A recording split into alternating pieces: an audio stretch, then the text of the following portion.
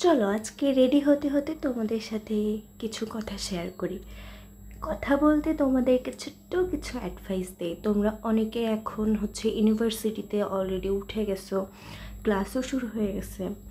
তো আমার মনে হলো যে এই কথাটা বলা একটু ভালো হবে। দেখো, ইউনিভার্সিটিতে কিন্তু আমরা জানি ফ্রেন্ডের অভাব হয় না, হ্যাঁ, বাট এই কথাটা কতটুকু সত্য? ইউনিভার্সিটিতে উঠেই না আমি বলবো যাকে তাকে ফ্রেন্ড বানিয়ে নিজের সব কিছু শেয়ার করবে না তার সাথে। দেখা যাবে যে এই ফ্রেন্ডশিপটা না মাত্র কয়েক মাস স্টে করবে, তারপরে যে সব কিছু উলটপালট হয়ে যাবে।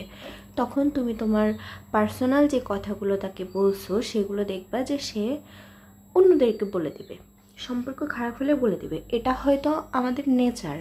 আমরা আমি নিজে যে সাধু, নিজে যে ভালো সেটা না, হ্যাঁ, এটা আমাদের নেচার, এটা আমরা সাধারণত করে থাকি। যদি এই কাজটা করা একদমই ঠিক না। তো যাই হোক, এখন আমার সাজেশন হচ্ছে তুমি আগে সবার সাথে মিশো, দেখো কে তোমার বিশ্বাসের যোগ্য, কাকে তুমি তোমার সব কথা বললেও সে সেটাকে কি বলে লিক করবে না, এমন যদি কেউ থাকে তবে তার সাথে যে তুমি শেয়ার করতে পারো। বাট ভার্সিটিতে উঠেই হুটহাট যাকে পাবা তাকে তুমি বন্ধু বানিয়ে এই মারাটা খেও না, ঠিক আছে?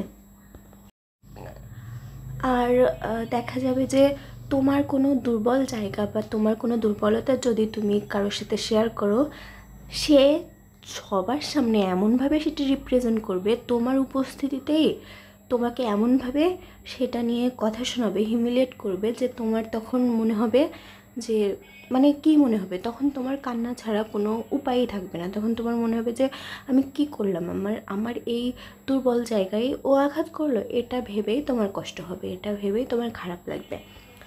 সো এগুলো করা যাবে না। ইউনিভার্সিটিতে আসলে স্বার্থ ছাড়া কোনো কিছুই হয় না।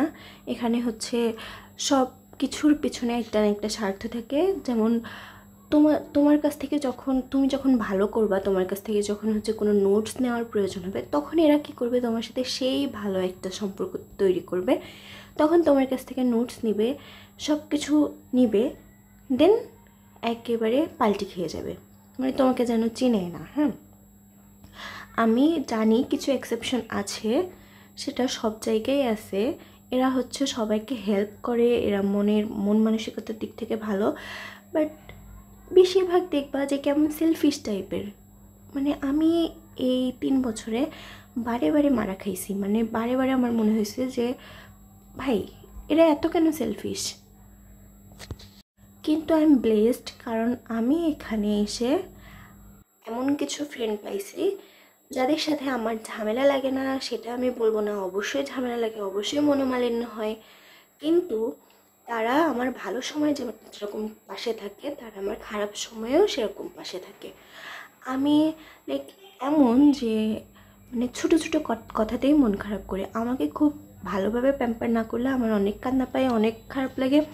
তো তারা আমাকে অনেক সুন্দরভাবে প্যাম্পার করে, অনেক সুন্দরভাবে আমাকে ট্রিট করে। তো আই এম ব্লেসড আসলেই। তো তাদের নাম মেনশন না করলেই নয়। সেটা দিশা, আবিদা, শিফা, দিয়া। সো এই 4 জন আমার জীবনে অনেক, আমি এদেরকে পেয়ে অনেক ব্লেসড। তোমরাও চেষ্টা করবা যে একদম হুটহাট করে এরকম বন্ধু না বানাইতে, পরে কিন্তু অবশ্যই তোমরা বাস খাইবা। সো আজকের ছোটো অ্যাডভাইস এটুকু ছিল। সবাই ভালো থেকো, সুস্থ থেকো, আল্লাহ হাফেজ।